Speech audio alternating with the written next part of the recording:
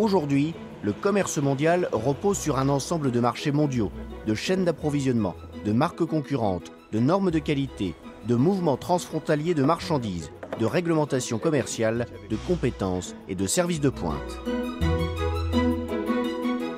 L'aide en faveur du commerce permet de faire une différence. Mais qu'y a-t-il derrière les grands titres? Quel est l'impact réel produit sur la vie quotidienne des populations? Comment les partenaires et les programmes peuvent-ils aider les pays pauvres à progresser dans le domaine du commerce? Dans quel cas obtient-on des résultats et dans quel domaine peut-on faire mieux tout de suite? Le cadre intégré renforcé, CIR, consiste à mobiliser une action en faveur du programme sur le commerce. Sur le terrain, les agences et les partenaires au développement soutiennent les feuilles de route pour le changement mises en œuvre par les pays eux-mêmes.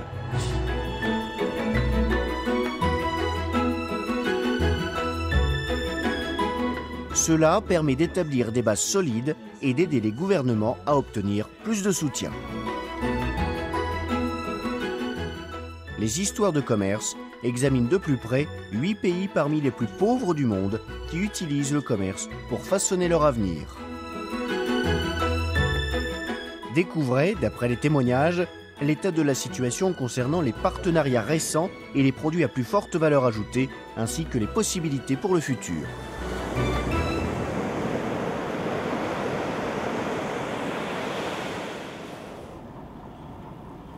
Quelle est l'histoire de commerce du Burundi? La mise en œuvre progressive d'un programme sur le commerce dans un pays caractérisé par des perspectives économiques fermées, un passé difficile et des horizons de croissance limités pour les communautés pauvres est un projet ambitieux et enthousiasmant. Pour pouvoir remonter l'échelle d'exportation grâce aux fruits de la passion, au thé ou au café, il faut rendre les processus conformes aux normes internationales. Se focaliser ainsi sur la qualité, la certification et l'image de marque permet d'accéder à de nouveaux marchés et d'attirer de nouveaux consommateurs sans retour en arrière.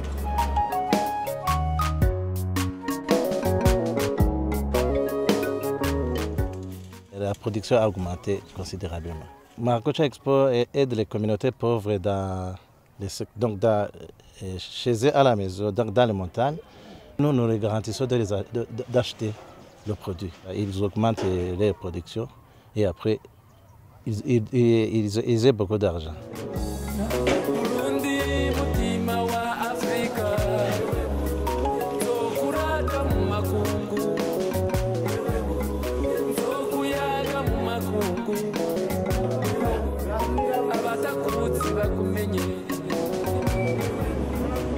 Nous avons développé une stratégie individualisée d'étudier chaque entreprise, c'est toute une chaîne qu'il faut développer et tout le monde doit être au courant, doit être sensibilisé et doit prendre cette préoccupation comme la sienne. Faire circuler l'information par des voies appropriées entre les chercheurs, les laboratoires et les négociants favorise le cycle commercial positif.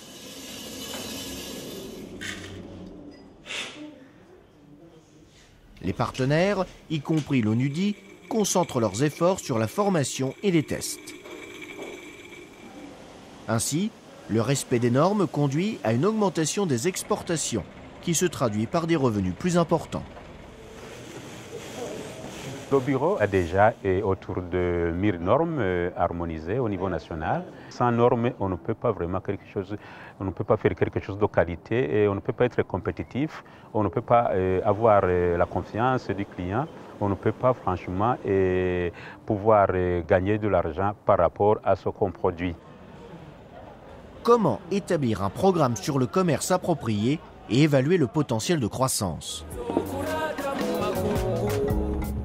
Le programme du cadre intégré renforcé, CIR, a contribué à catalyser la réflexion sur le changement par le commerce.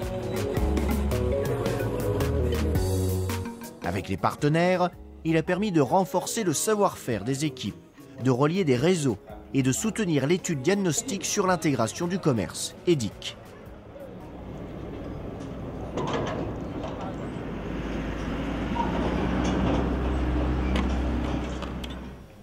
Aujourd'hui, des projets concernant les normes, le tourisme et le stockage voient le jour.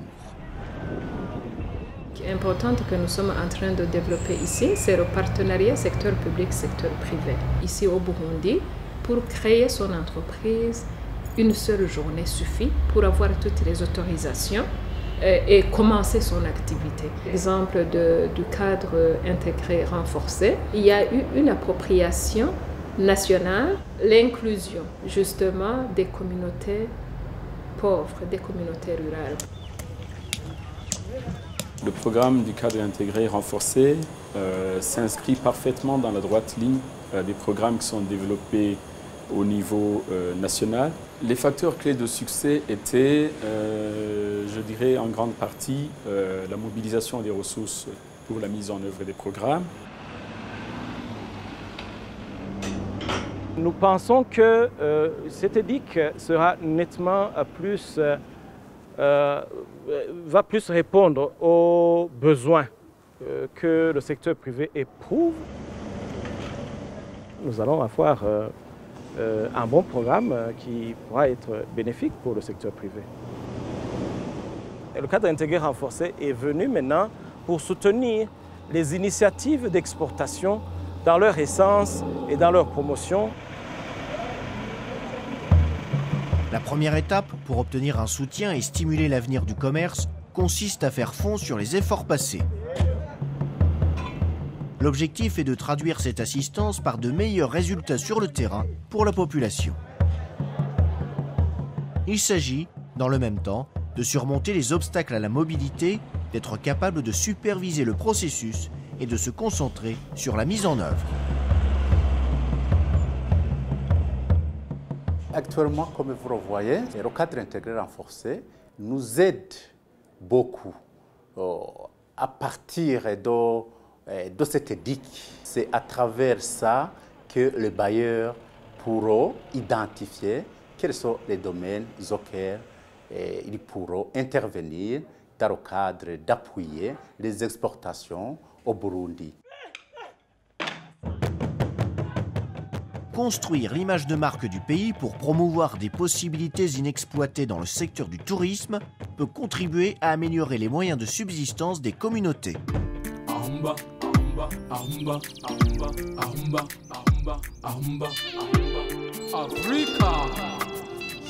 Au travers d'un plan pour la prospérité, le CIR et les partenaires se concentrent sur les mesures supplémentaires qui peuvent et doivent être prises dans l'immédiat.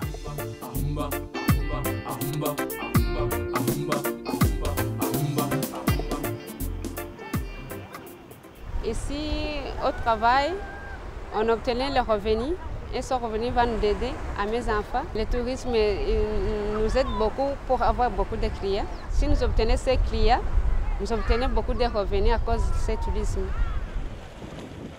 Les principaux résultats, c'est l'identification même des contraintes et des potentialités au niveau de la promotion du commerce.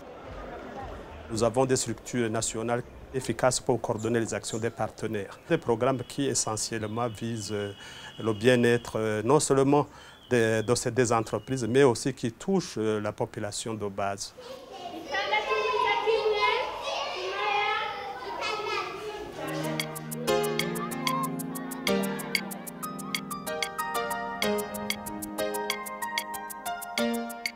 Améliorer l'accès aux infrastructures et développer une main-d'œuvre compétitive tout en protégeant l'environnement sont autant d'éléments qui contribuent à la croissance du secteur des services. Encourager la participation au niveau national au profit des communautés pauvres, y compris les femmes et les populations jeunes, est une démarche extrêmement payante.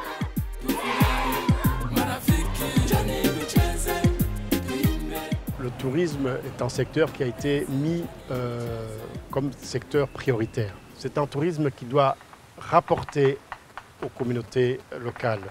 C'est un tourisme qui doit apporter en plus dans le cadre de la lutte contre la pauvreté. C'est un tourisme responsable aussi qui doit tenir compte de l'environnement.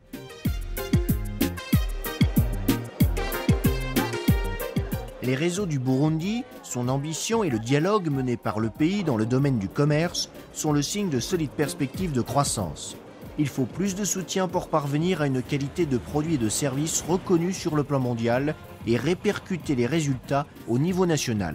À présent, des efforts plus soutenus pour catalyser le changement et poursuivre cette stratégie à l'avenir permettront de maintenir l'impulsion donnée au commerce.